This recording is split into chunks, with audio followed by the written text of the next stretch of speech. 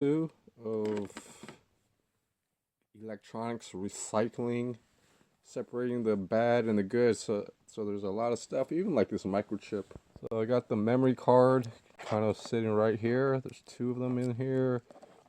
I tested them with a bunch of stuff. I just wanted to kind of get a little bit of the feel of maybe I know people actually grind down the back piece and things. This and things. There are some tips on cleaning the pins or maybe looking for damaged ones. Um, and, so and then there's um, electronic microscopes and even the 3000G or the 3000. It's like a special board that basically solders wires and so one, two, three on the left, one, two, three left, one, one, one, one, two. So three, one.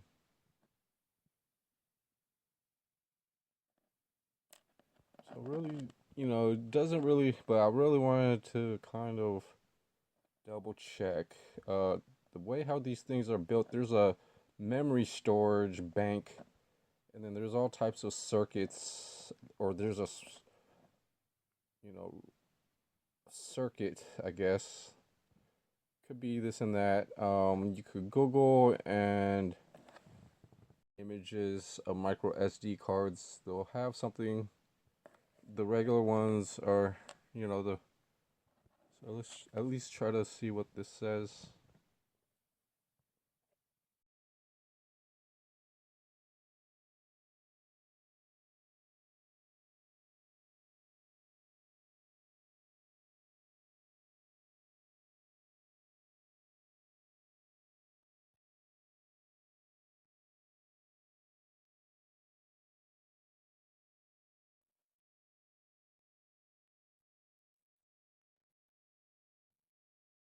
And what I mentioned about flashing this is actually you can't flash it with the smartphone. You can only use a laptop or PC and then run a check disk and the driver F or something like that. There's other ways. There's actually a few videos that I haven't checked out, but um, it actually involves just the file, like the storage file programs, and things like that. There's also powering on the device, and then maybe it will detect this. But it worked once, and then I try to format it, and then it's gonna tell you to format it, and so a few things. So besides these micro SD cards, there are other electronics that I'm collecting that are actually going to be really like, this is a like an EVOD type of, but this has a special USB connection and stuff. There's a little small screen somewhere on this where you could adjust or buttons and things like that. But this one I could probably charge it up and use it. And it all depends on, just, my actual, the things that I'm actually. And there's actually these pens. Here's another one that could be charged up. This one probably can't be charged up. I need a special plug. But I actually have these two, and there might be one more inside of this plastic bin. So I could just actually use some of my spare charging at this hub. This one actually I can actually charge this up. It's got a charging port. You can actually reuse these. So I'm just gonna kind of put those there for now. You guys might see it on one or two next videos, but really useful when I work on the other types of cartridges and things. But so far, these have been coming through, or these are the first ones I ever. And I have one pen that I do have, but I need a USB plug for this. And this is probably 1.5 amps. Most of the USB plugs, like this one, it depends on the device you have, but tablets and the only other ones are like tablets, which are 2.0 for Apples and maybe 2.5. So if you're having problems charging devices or just anything with USB, smartphones are the lowest amp, and then the tablets actually need more amps, I think. And then it goes to laptop, which can be 5 amps. So just a basic small USB like charger like this right here, this brick, people call it. It just depends, but if you could look at it, you could tell if it's 1.5 is for like a smartphone, and then a 2.0 or up is for a tablet. Welcome to Upside DIY. So I added a sensor, and there were 5, and then I deleted the first 4, but I think and then tested it and it didn't work. So I deleted the last sensor, the 5th one. The remaining, it's a lot of work, you know. I kind of had to write down. I had to write down the procedure and stuff, all sensors, how many sensors, and then going from, and then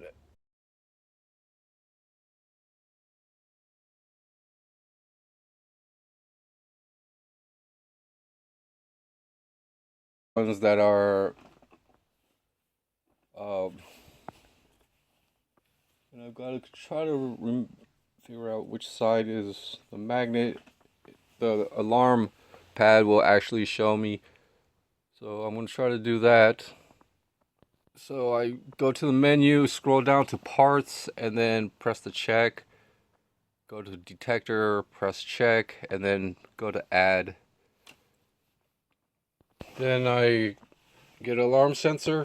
So I have the alarm sensor, install the battery, and the light starts to blink, and then it's going to be on this opposite side of the antenna, so I'm going to try to pair it so the light starts to blink. And then I'm going to go to the control pad and press add. It's going to have a synchronizing timer. And then I just separate learning,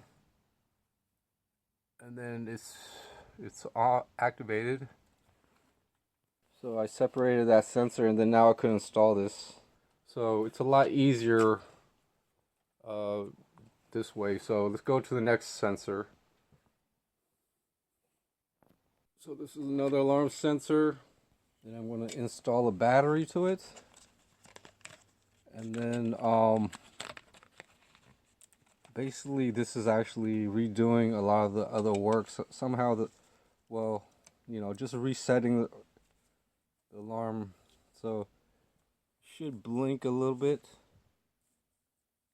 And then now I'm going to try to pair this up.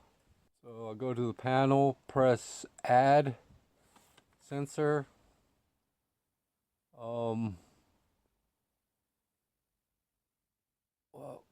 and then it's going to start a synchronizing timer. Let's go, and with my other hand, I basically, you know, just move the magnet. And I walk over to where I'm mounting this sensor, and then I'm going to just finish. So that's pretty good.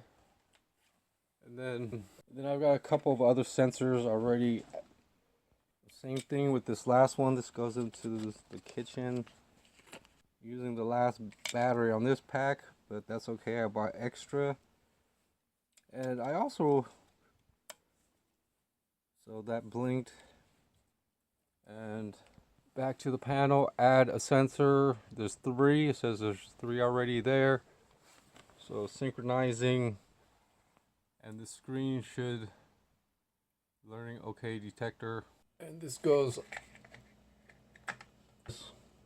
and that sensor's on. Then I guess I could return back to the menu and stuff, and kind of plan on the next stuff that I'm gonna do with you know, a couple of sensors here and there and detectors. But you know, I think, well, I recommend always using fresh new batteries. So if you order an alarm system, it's things like that, especially timing it with something really important. So I'm putting just a bunch of wrappers and things right there, but I've got fresh batteries. But whenever, so I got one sensor already out, so I just need one more, and I took out all the batteries for all the sensors, and I've got a little bucket here. I'm gonna try to do a few DIYs with this, but I'm not sure. I'm gonna try to stick a magnet to see if these things are magnetic. So I got my small box of magnets, and they are magnetic, so might be interesting. Maybe I could add like a magnetic field and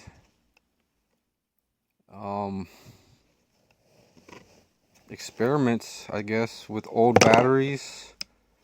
That's one of the things. And here's some little small velcros for my light. I could actually have like a box, a DIY box and things.